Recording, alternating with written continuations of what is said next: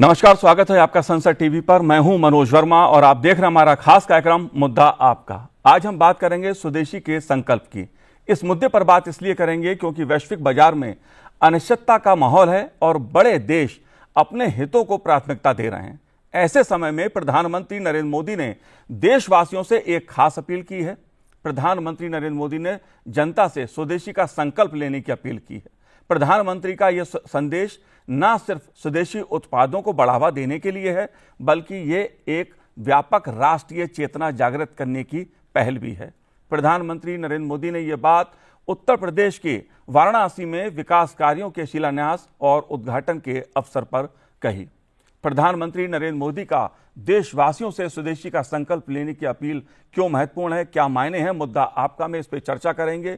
चर्चा करने के लिए खास मेहमान मेरे साथ इस समय स्टूडियो में मौजूद हैं। हमारे साथ जुड़े हुए हैं दीपक शर्मा जी। दीपक जी, आपका स्वागत है संसद टीवी पर। दीपक जी जो स्वदेशी जागरण मंच है उसके राष्ट्रीय पदाधिकारी हैं और जो केंद्रीय समिति है, कमेटी है स्वदेशी जागरण मंच की, उसके सदस्य हैं। बहुत बहुत स्वागत है आपका प्रदीप जी। हम बात करेंगे स्वदेशी के मुद्दे पर, जो स्वदेशी का चिंतन है। स्वदेशी का चिंतन, सबसे पहली बात तो ये, जब हम स्वदेशी की बात करते हैं तो स्वदेशी के मायने क्या है, स्वदेशी का संदेश क्या है, स्वदेशी से तात्पर्य क्या है? स्वदेशी को अगर एक पंक्ति में कहें, चाहत से देसी, ज़रूरत से स्वदेशी जी, मजबूरी में विदेशी। इसको और सिंप्लीफाई करें तो मान लीजिए कुछ खाने का मन हो रहा है, भुजिया खाने का, तो हम अपने लोकल जो भी भुजिया बनाते हैं उनकी खाएंगे, लेकिन साबुन, टूथपेस्ट या मोटरसाइकिल वो हमारी कॉलोनी में या हमारे ज़िले में नहीं बनती, तो देश में बनी हुई लेंगे। और कोई चीज़ ऐसी है, दवाई या कोई इलेक्ट्रॉनिक आइटम जो ज़रूरी है लेकिन देश में भी नहीं बनता, तो विदेश की लेंगे। तो चाहत से देसी, ज़रूरत से स्वदेशी और मजबूरी में विदेशी, मोटे तौर से स्वदेशी की ये संकल्पना है जी। प्रधानमंत्री नरेंद्र मोदी का देशवासियों से स्वदेशी का संकल्प लेने की अपील करना आपको क्यों महत्वपूर्ण लगता है? क्या मायने है इसके, क्या संदेश है? प्रधानमंत्री जी 2014 से ही एक विज़न के साथ इस पर काम कर रहे हैं। ऐसा नहीं है कि प्रधानमंत्री जी ने ट्रंप के टैरिफ के कॉन्टेक्स्ट में ऐसी बात कही है। अगर आप देखें मेड इन इंडिया, अगर आप देखें वोकल फॉर लोकल, अगर आप देखें वन डिस्ट्रिक्ट वन प्रोडक्ट, अगर आप देखें मुद्रा लोन, अगर आप देखें ONDC, अगर आप देखें मिनिस्ट्री ऑफ कोऑपरेटिव, ये सरकार के सारे ऐसे कदम हैं जो स्थानीय मैन्युफैक्चरर्स को, लोकल मैन्युफैक्चरर्स को, लोकल ट्रेडर्स को डिजिटल प्लेटफॉर्म पे लाने के लिए ONDC। तो जब से ये सरकार आई है 2014 से एक विज़न के साथ स्वदेशी को अलग अलग समय पर सहजता से समझ में आने वाले अलग अलग स्लोगन्स के साथ ये लॉन्च कर रही है। उसी दिशा में एक और कदम है स्वदेशी का प्रधानमंत्री जी ने जो आह्वान किया है। ये संयोग है कि अमेरिका ने अपने कदम पीछे हटाते हुए, WTO में किए गए वायदे तोड़ते हुए एकाएक अपने आप को उस विश्व व्यवस्था से अमेरिका ने एक तरफा बाहर किया है। लेकिन प्रधानमंत्री जी अमेरिका को बहुत पहले से भांप रहे थे, तो हमारी 10-11 वर्षों की पूर्ण तैयारी है और ये कदम अपेक्षित भी था। प्रधानमंत्री जी ने पूरे एक दशक में देश को नीचे तक इसके लिए तैयार किया है। जी, दीपक जी, आपने ठीक कहा कि जो मोदी सरकार है वो 2014 से ही लगातार स्वदेशी को बढ़ावा दे रही है, चाहे बात हम मेक इन इंडिया की करें या दूसरी नीतियों की सरकार की करें, क्योंकि मुद्दा आत्मनिर्भर भारत का भी है। लेकिन हम बात जो इस समय दुनिया में माहौल है, जो आर्थिक नीतियों को लेकर जिस प्रकार से बात चाहे अमेरिका की करूं या दूसरे देशों की करूं, सब अपने राष्ट्रीय हितों को देख रहे हैं। और प्रधानमंत्री ने जो हाल ही में बात स्वदेशी की कही है, उसके मायने ये भी माने जा रहे हैं कि स्वदेशी को देश अपनाएगा तो आर्थिक दृष्टि से और मजबूत होगा, दूसरे देशों पर निर्भरता कम होगी, भारत आत्मनिर्भर बनेगा। आप कैसे देखते हैं इसको मनोज जी, हमें एक चीज़ थोड़ा सा इसका रेफरेंस देखना होगा। 1991 में WTO बना, उससे पहले general agreement on trade and tariff था, गेट। तो वो व्यापार और एक दूसरे के देशों पे आने वाले टैक्स, कस्टम ड्यूटीज़, उसको लेकर था। आर्थर डंकन ने कुछ प्रपोजल्स दिए कि गैट में आप ट्रिप्स को शामिल कीजिए, trade related intellectual property rights. GATT में आप ट्रिम्स को शामिल कीजिए, trade related investment measures. GATT में आप एग्रीकल्चर को शामिल कीजिए। तब यह तय हुआ था कि ये डेवलप्ड वर्ल्ड के, अमेरिका के स्ट्रेंथ एरिया हैं, ट्रिप्स, ट्रिम्स, ये सब, तो उनको लाभ होगा।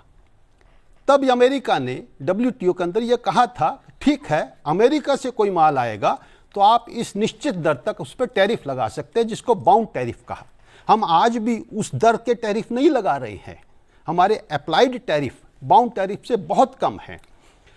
अब ट्रंप अचानक उस विश्व व्यवस्था से बाहर आके कहते हैं हम रेसिप्रोकेटिव टैरिफ लगाएंगे, मतलब भारत जितना टैरिफ लगाएगा उतना अमेरिका लगाएगा। ठीक है, सुनने में ये बात अच्छी लगती है, लेकिन जब WTO बना तब आपने ट्रिप्स और ट्रिम्स को शामिल करवाया, जिसके कारण से आपने पूरी दुनिया से अनंत पैसा कमाया। एक एग्जांपल देता हूं मैं, ट्रिप्स से अमेरिका को टोटल इकोनॉमी का 1/3 इनकम है।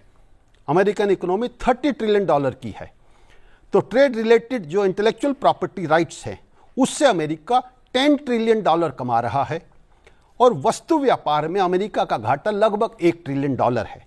अगर वो उस $1 ट्रिलियन की दुहाई दे रहा है और उसके आधार पर कह रहा है मैं भी बराबर टैरिफ लगाऊंगा, तो ट्रिप्स का हिसाब कौन देगा? ट्रिम्स का, ट्रेड रिलेटेड इन्वेस्टमेंट मेजर्स, ये जो FDI, FII उनकी कंपनियों को हमने प्रवेश दिया, खुला प्रवेश दिया, उससे जो उसको आय हो रही है उसका हिसाब कौन देगा? तो ये जो एक कमिटमेंट की गई थी WTO में जी कि आप ये टैरिफ लगा सकते हैं, और हमारे टैरिफ कानूनी हैं, WTO के फ्रेमवर्क के अंदर हैं, उससे भी बहुत कम है। तो ये जो तरीका है, विश्व व्यवस्था में हमने प्रवेश किया, पूरे अपने रिफॉर्म्स 91 ऑनवर्ड्स किए, पूरे देश ने अपना स्ट्रक्चर किया, और अचानक उस विश्व व्यवस्था से अमेरिका बाहर हो रहा है।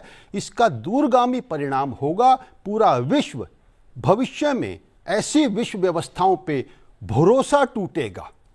ग्लोबल ऑर्डर्स पर देश अपने आप को तैयार करते हैं और एकाएक ओवरनाइट वो 50% टैरिफ कह देते हैं।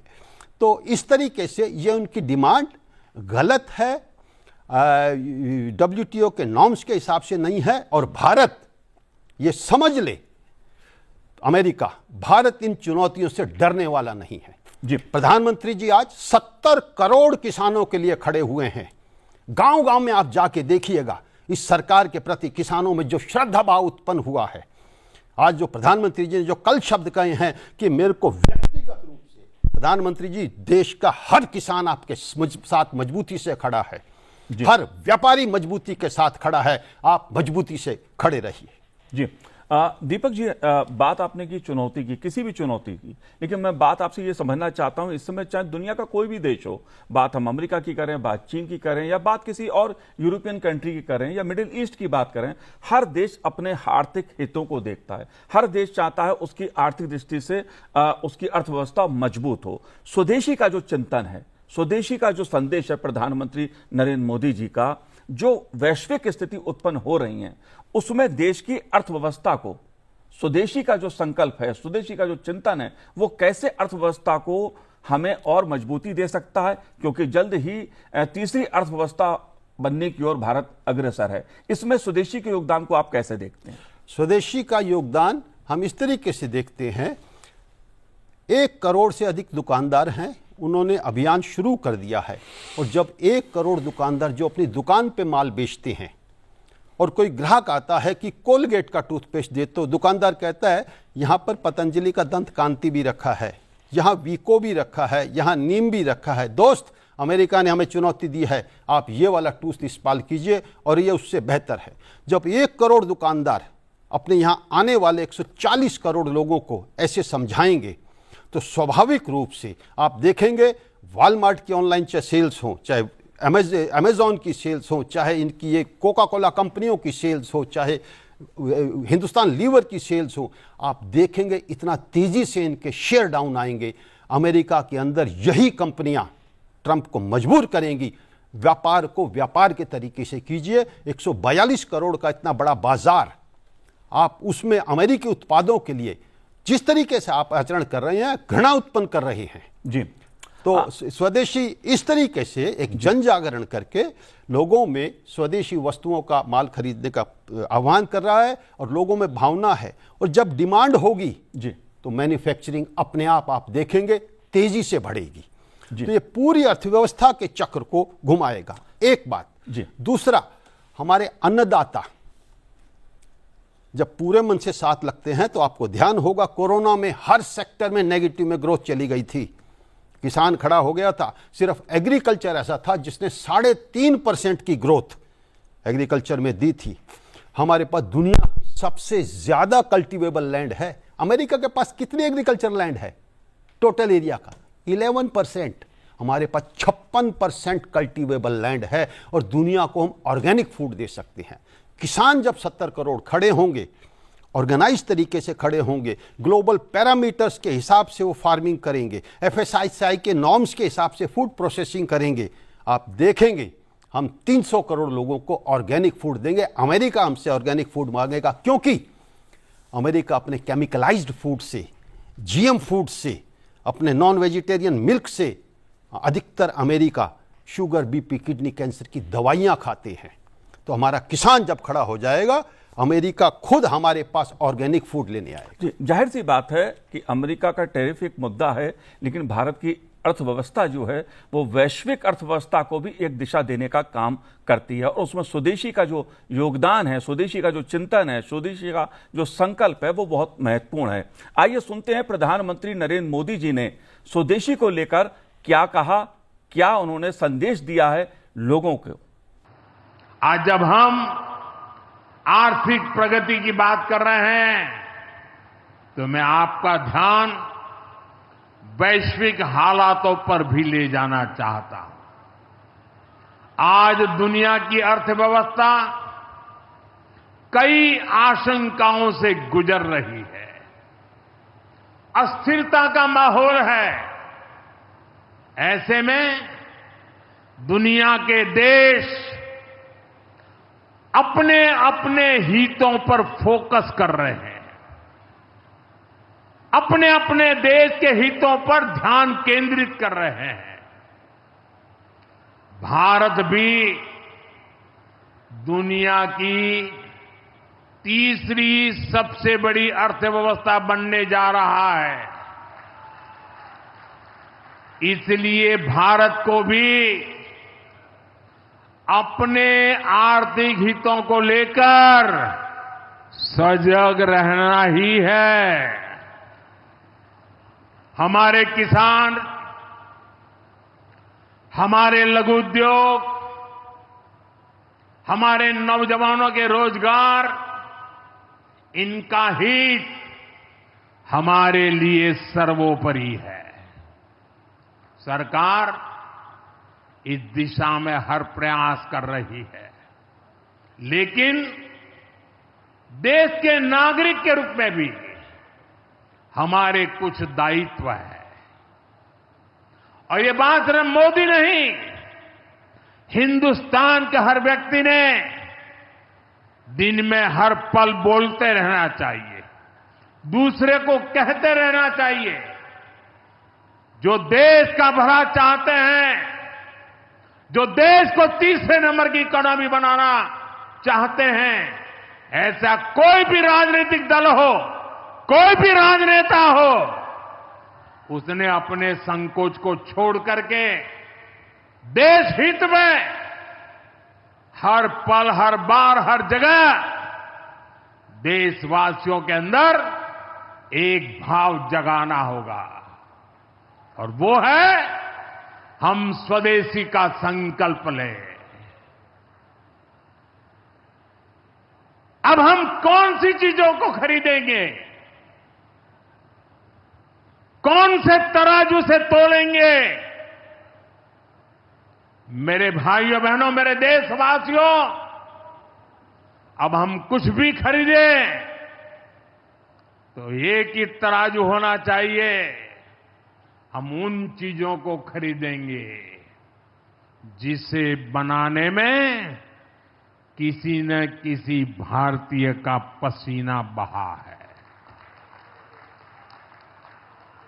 और जो चीज भारत के लोगों द्वारा बनी है, भारत के लोगों के कौशल्य से बनी है, भारत के लोगों के पसीने से बनी है, हमारे लिए वह स्वदेशी है। हमें vocal for local, vocal for local मंत्र को अपनाना होगा। हम संकल्प लें कि हम मेक इन इंडिया प्रोडक्ट्स को ही बढ़ावा देंगे। हमारे घर में जो कुछ भी नया सामान आएगा, मैं नए सामान की बात कर रहा हूं, हमारे घर में जो भी नया सामान आएगा वो स्वदेशी ही होगा। ये जिम्मेदारी हर देशवासी को लेनी होगी। और मैं आज मेरे व्यापार जगत के भाई बहनों से विशेष आग्रह करना चाहता हूं। मैं मेरे दुकानदार भाई बहनों से आग्रह करना चाहता हूं, जब दुनिया इस प्रकार से अस्थिरता के माहौल से गुजर रही है, तब हम भी, चाहे व्यापार हो, छोटी दुकान हो, कारोबार करते हो, अब हम हमारे यहां से सिर्फ और सिर्फ स्वदेशी माल ही बेचेंगे। साथियों, ये स्वदेशी माल बेचने का संकल्प भी देश की सच्ची सेवा होगा। आने वाले महीने त्योहारों के महीने हैं, दिवाली आएगी, बाद में शादियों के समय आएगा। हर पल अब स्वदेशी ही खरीदेंगे। मैंने जब देशवासियों को कहा था मेड इन इंडिया, अब विदेशों में जाकर के शादियां कर करके देश का धन मत लुटाओ। और मुझे खुशी है, कई नौजवान मुझे चिट्ठी लिखते थे कि हमारा परिवार तो विदेश में शादी करना तय किया था, लेकिन आपकी बात सुन करके अब हमने वहां का सारा कैंसिल कर दिया। थोड़ा खर्चा भी हो गया, लेकिन अब हम भारत में ही शादी करेंगे। हमारे यहां भी बहुत अच्छे स्थान है जहां शादी ब्याह हो सकता है। हर बात में स्वदेशी का भाव आने वाले दिनों में हमारा भविष्य तय करने वाला है दोस्तों। और ये महात्मा गांधी को भी बड़ी श्रद्धांजलि होगी। साथियों, सबके प्रयास से ही विकसित भारत का सपना पूरा होगा। तो आपने सुना कि प्रधानमंत्री नरेंद्र मोदी जी ने स्वदेशी को लेकर किस तरह से देश की अर्थव्यवस्था के लिए, आम नागरिकों के लिए, देशवासियों के लिए महत्वपूर्ण बताया है। लेकिन देश की अर्थव्यवस्था मजबूत हो और उसमें विदेशी इलेक्ट्रॉनिक्स, ई कॉमर्स प्लेटफॉर्म और रक्षा आयात पर भारत की बढ़ती निर्भरता की आलोचना समय समय पर होती रही है।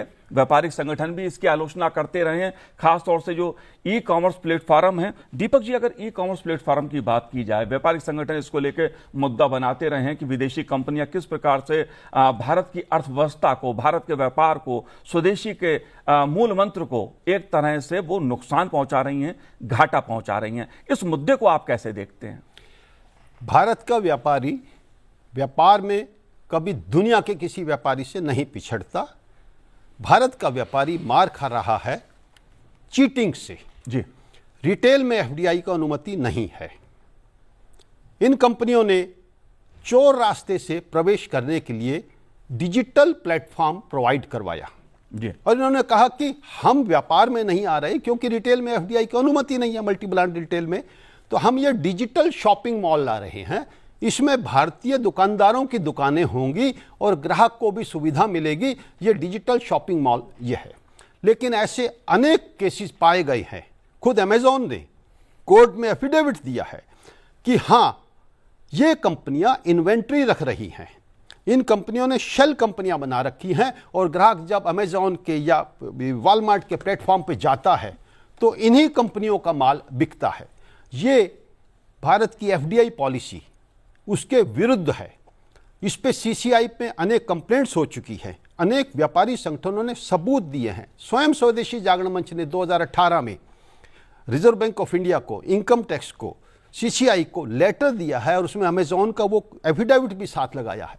तो हमारा ये निवेदन है कि संबंधित विभाग इस मामले में और अधिक सक्रियता से उनको काम करें।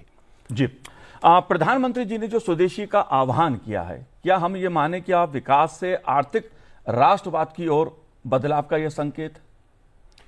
स्वाभाविक है ये मार्ग, मैं उसको फिर दोहराता हूं, प्रधानमंत्री जी 2014 से ही समझ रहे थे कि ये दिन आना है और उन्होंने देश को 14 से ही तैयार करना शुरू किया है। आर्थिक राष्ट्रवाद हम इसको कह सकते हैं, इसको हम कहें तो sustainable development, inclusive development, shared prosperity वाली इकोनॉमी। हम हजारों साल तक 1750 अंग्रेजों के आने तक 1 जनवरी 1 से लेकर 31 दिसंबर 1750 तक भारत स्वदेशी मॉडल पर ही दुनिया की नंबर 1 या नंबर 2 इकोनॉमी 1750 साल तक रहा। अमेरिका की तरह नहीं, हर 10-15 साल में एक रिसेशन आता है, फिर बेल पैकेज देते हैं। ये एंगस मेडिसन ने डॉक्यूमेंट किया है। भारत 1750 साल तक 25 से 35% जीडीपी शेयर ग्लोबल, उसके साथ हम रहे। हाँ, कुछ बीच में अंग्रेज आए और इंडिपेंडेंस के बाद भी हमने जो डेवलपमेंट मॉडल अपनाए उसके कारण से कुछ टर्बुलेंसीज आई, डिस्टर्बेंसीज आई। हमें इसका अनुभव है। हम उसी रास्ते पर, भारत का अपना एक विकास मॉडल है और उसमें स्वदेशी मॉडल है और वो हमने 1750 साल का टेस्टेड, ट्राइड, ट्रस्टेड मॉडल है, उस पे आना है। तो हमारा ये मानना है कि स्वदेशी का मॉडल ही सस्टेनेबल है, इंक्लूसिव है और शेयर्ड है। जी, अब मैंने इसलिए पूछा आपसे, स्वदेशी पर जोर मैं इसलिए दे रहा हूं क्योंकि प्रधानमंत्री जी ने भी जोर इस शब्द पे खासा दिया है और कूटनीति के लिहाज से, राजनीति के लिहाज से, सामाजिक चिंतन के लिहाज से शब्दों का अपना एक महत्व होता है, क्योंकि इससे पहले local for vocal, make in India, आत्मनिर्भर भारत, हालांकि ये सभी कहीं ना कहीं स्वदेशी की ही अवधारणा से जुड़े हुए हैं। ये जो बदलाव है वो क्या मौजूदा दौर में जो वैश्विक आर्थिक नीतियां हैं दुनिया के अलग अलग देशों की, ऐसे में भारत आर्थिक रूप से कैसे मजबूत हो, इसलिए इस शब्द पर, स्वदेशी शब्द पर खासा जोर है इस बार? हाँ, इसमें बहुत अच्छा सवाल है। आप अगर देखेंगे 1980 में जी, जब ये गैट और ये डब्ल्यूटीओ की प्रक्रिया चल रही थी, गैट से डब्ल्यूटीओ बन रहा था, पूरे वर्ल्ड का एक ग्लोबल ऑर्डर बन रहा था, trade, industry, agriculture, services, financial sector, ये पूरी दुनिया के हिसाब से चलेंगे। तो एक ग्लोबल ऑर्डर बन रहा था। तो 1980 में चाइना का जीडीपी था $307 पर पर्सन, पर कैपिटा। भारत का जीडीपी था $580 पर कैपिटा। अगर आज के रुपए के हिसाब से कहें तो चीन का जीडीपी 27,000 रुपये प्रति व्यक्ति और भारत का 51,000 रुपये प्रति व्यक्ति। चाइना ने पूरे ग्लोबल पैराडाइम जो बदल रहा था उसको समझा, भांप लिया और अपनी सोसाइटी को एजुकेट किया, अवेयर किया, ट्रेन किया, सपोर्ट किया। 10-15 साल लिए जी। और 2001 में उसने डब्ल्यूटीओ ज्वाइन किया और आज चाइना पर कैपिटा 11.5 लाख और भारत पर कैपिटा 2.5 लाख पर है। $4 ट्रिलियन की हम हैं, $19 ट्रिलियन पे चाइना है। भारत के साथ क्या हुआ, ये एक प्राकृतिक है। 84 से लेकर 14 तक जी, बड़े टर्बुलेंसेस भारत में रहे। अगर आप देखेंगे कितने टर्बुलेंसेस रहे, मैं डिटेल में नहीं जाऊंगा। कभी 13 दिन की सरकार, कभी 13 महीने की सरकार, कभी कभी एक टर्म में अनेक प्राइम मिनिस्टर्स। 2014 में 30 साल के बाद स्टेबल गवर्नमेंट आई है और अब सोसाइटी को, ट्रेडर्स को, एग्रीकल्चर को, मैन्युफैक्चरिंग को, सर्विसेज को, फाइनेंशियल सेक्टर को, फॉर्मलाइजेशन ऑफ इकोनॉमी को, डिजिटलाइजेशन, पूरे ग्लोबल ऑर्डर के हिसाब से 2014 से एक विजनरी एफर्ट के साथ ये प्रयास शुरू हुए हैं। 2-3 मैं उसको उदाहरण देता हूं। किसान ग्लोबल पैरामीटर्स पे फार्मिंग करे तो मिनिस्ट्री ऑफ कोऑपरेटिव 6 जुलाई 2021 को बनाई गई। Good agriculture practice, organic certificate, soil health certificate, child labour तो नहीं है सर्टिफिकेट, एफएसएसआई के द्वारा वो प्रोसेसिंग सर्टिफिकेट्स, और हम अनऑर्गेनाइज्ड से ऑर्गेनाइज पे शिफ्ट कर रहे हैं, ग्लोबल क्वालिटी पैरामीटर्स पे शिफ्ट कर रहे हैं, और भारत का अनऑर्गेनाइज्ड सेक्टर ऑर्गेनाइज्ड हो जाए, ग्लोबल पैरामीटर्स पे हमारी इंडस्ट्री, मैन्युफैक्चरिंग, फार्मिंग आ जाए, तो हम विकसित भारत कोई हवा का नारा नहीं है जी, बड़ा कैलकुलेटेड नारा है। डेफिनेटली हम उस दिशा में हैं, और भारत के किसान भी अब खड़े हो गए हैं। हम विकसित अर्थव्यवस्था $40 ट्रिलियन 100 वर्ष पूरे होने पे बनेंगे। जी बिल्कुल। दीपक जी, किसानों के लिए, खेती के लिए भारत सरकार ने, मोदी सरकार ने तमाम योजनाएं शुरू की हैं। देश आर्थिक दृष्टि से आत्मनिर्भर हो, इसके लिए भी तमाम योजनाएं सरकार ने शुरू की हैं। मैन्युफैक्चरिंग पे सरकार का खासा जोर है। लेकिन एक मैं सवाल आपसे पूछना चाहता हूं, क्योंकि अगर बात हम विकसित भारत के लक्ष्य की करते हैं, तो मैन्युफैक्चरिंग सेक्टर में हम भले चाहे कुछ भी कहें, सरकार ने कितनी भी योजना बनाई हो, उद्योग जगत को काफी सरकार ने प्रोत्साहन देने की कोशिश की हो, लेकिन हमारा उद्योग जगत जो है वो मैन्युफैक्चरिंग सेक्टर में उतना योगदान नहीं दे पा रहा है कि दूसरे देशों पर निर्भरता हमारी कम हो। छोटी छोटी चीजों के लिए भी आज भी दूसरे देशों पर निर्भर रहना पड़ता है। हालांकि रक्षा के क्षेत्र में स्वदेशी का बहुत बड़ा योगदान देखने को मिला है पिछले 10 वर्षों में, तमाम दूसरे क्षेत्रों में। मेरा सवाल यह है कि मैन्युफैक्चरिंग सेक्टर को उठाने के लिए उद्योग जगत को कैसे आगे आना चाहिए? जी, बहुत अच्छा सवाल है। देखिए, जो मैं 84 से 14 तक कहता हूं, जी, अगर आप देखें तो बड़े सुनियोजित तरीके से भारत का डी इंडस्ट्रियलाइजेशन किया गया, जी, मैन्युफैक्चरिंग को क्रश किया गया, और इतना लंबा हमारा 200 साल की हमारी कॉलोनियल रूल, और 47 के बाद भी जो डेवलपमेंट मॉडल अपनाए गए, जिसके कारण से हमारा गोल्ड रखना पड़ा, फिर 91 में न्यू इकोनॉमिक पॉलिसीज में हम आए, तो ये एक इतना बड़ा है कि हमारी मैन्युफैक्चरिंग को मतलब डी इंडस्ट्रियलाइज किया गया। जी, ये बात ठीक है, आज भी हमारी मैन्युफैक्चरिंग कोशिश कर रही है, लेकिन जो एक्सपेक्टेशन है उतना परफॉर्म नहीं कर रही। लेकिन आप ये विश्वास मानिए, अभी जो ट्रंप ने जो किया है, विदेशी वस्तुओं का जो बहिष्कार का भाव, चाहे वो चीनी वस्तु है, चीनी वस्तु को लेकर पहले से लोगों के मन में बहिष्कार का भाव आ गया था, चाहे वो छोटी आंख वाले गणेश जी हों, चाहे वो दिवाली की लाइट्स हों, चाहे वो अन्य चीजें हों। अब अमेरिकी वस्तुओं के पर भी ये जो जनता में एक भाव आएगा, आप निश्चित रूप से देखेंगे, जब लोग स्वदेशी माल खरीदेंगे तो स्वदेशी माल को बनाने के लिए हमारी एमएसएमई भी कदम पीछे नहीं हटाएगी। अनेक ट्रेड ऑर्गेनाइजेशंस को हम कर रहे हैं। मैं इसमें एक जोड़ना चाहूंगा, पिछले 3 दिन में 12 बड़ी ट्रेड एसोसिएशंस और मैन्युफैक्चरिंग एसोसिएशंस के नेशनल डेलीगेशन हमारे स्वदेशी जागरण मंच के नेशनल हेडक्वार्टर में आए हैं कि कैसे सारे एमएसएमई ट्रेडर्स एक प्लेटफॉर्म पे आ जाएं। अभी भी मैं जो इसमें आया हूं तो एक ट्रेड डेलीगेशन आया हुआ था, और देश के बड़े बड़े ट्रेड डेलीगेशन हमने 12 जून को, ये तो ट्रंप अब कर रहे हैं, 12 जून को हमने स्वदेशी सुरक्षा स्वावलंबन अभियान शुरू कर दिया है। 9, 10, 11 अगस्त को, क्योंकि 9 को रक्षाबंधन है और विदेशी कंपनियों अंग्रेजों भारत छोड़ो दिवस भी है, इसलिए हमने फ्लेक्सिबिलिटी रखी है। 8, 9, 10, 11 4 दिनों में आप देखेंगे देश में लाखों स्थानों पर करोड़ों व्यापारी और नागरिक ये संकल्प ले रहे हैं, हम स्वदेशी वस्तुओं का क्रय विक्रय करेंगे। प्रधानमंत्री जी ने आह्वान किया, उसके संकल्प कार्यक्रम हो रहे हैं, और एक बहुत बड़े लेवल पे एक प्लेटफॉर्म बन रहा है। तो ये निश्चित रूप से हमारा एमएसएमई वो भी पीछे नहीं रहे। जी बिल्कुल दीपक जी, प्रधानमंत्री नरेंद्र मोदी जी ने इसीलिए देशवासियों से अपील की है कि स्वदेशी का संकल्प इस देश का हर नागरिक ले, क्योंकि स्वदेशी कोई वस्तु नहीं, एक चिंतन है। स्वदेशी भारत के जीवन दर्शन का एक मंत्र है, विकसित भारत के लिए स्वदेशी का एक संदेश है। इसलिए स्वदेशी का हर भारतवासी को संकल्प लेना होगा, अपनाना होगा। दीपक जी, आपने हमसे बात की, बहुत बहुत शुक्रिया। कुछ और आप कहना चाहते हैं? जी, इसमें मैं ये कहना चाहता हूं, हमारे पास वो सब कंपोनेंट्स हैं कि हम 2047 तक $40 ट्रिलियन की अर्थव्यवस्था बने। जी, मैं 2-3 वो बताता हूं। हम दुनिया के यंगेस्ट नेशन हैं, 29 साल से कम हमारी 75 करोड़ पॉपुलेशन है। हम 3 दशक तक दुनिया के यंगेस्ट नेशन रहेंगे। इकोनॉमिक्स का स्टडीज ये बताता है जो देश जिस टाइम पीरियड में यंगेस्ट रहा उसकी इकोनॉमी ने जंप मारी है, इसलिए हमारी 6.5% की ग्रोथ है। अमेरिका की 1.8 है। G20 में 20 देश हैं, एक की भी ग्रोथ 6.5% नहीं है। नंबर 1 हम दुनिया का सबसे बड़ा बाजार है।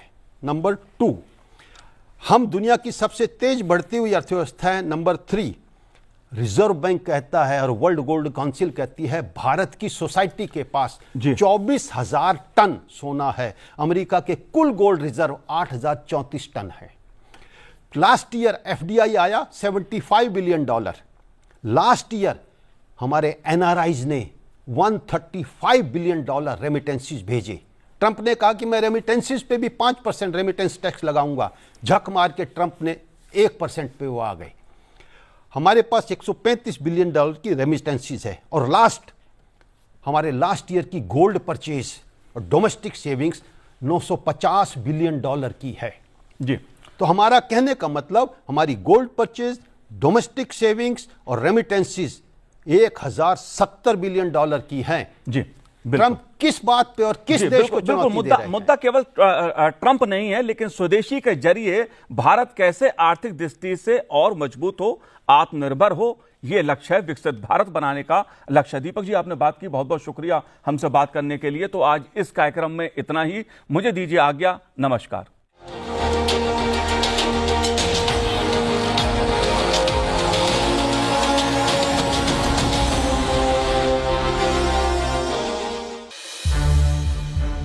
संसद टीवी के और भी प्रोग्राम्स देखने के लिए सब्सक्राइब करें हमारा YouTube चैनल और हाँ, इन्हें लाइक और शेयर करना ना भूलें।